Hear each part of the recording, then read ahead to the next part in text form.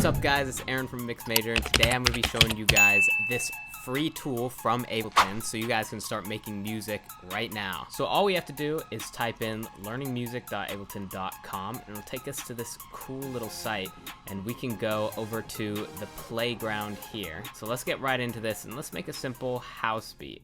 So we'll just go 4 on the floor here, and then we'll add our claps in on every 2 and 4 beat. Then we'll go to the open hi-hat here, the classic 909. We'll just add these on all the off beats. So let's check out our bass lines right here. And let's maybe start with adding in our bass notes here. Maybe we'll add like a little accent note here. So let's draw in our chords here. We'll just do classic house piano chords.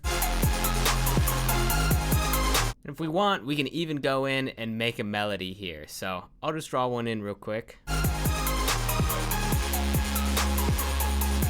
Alright, so now we have our melody. Let's play it all together and see what we just made.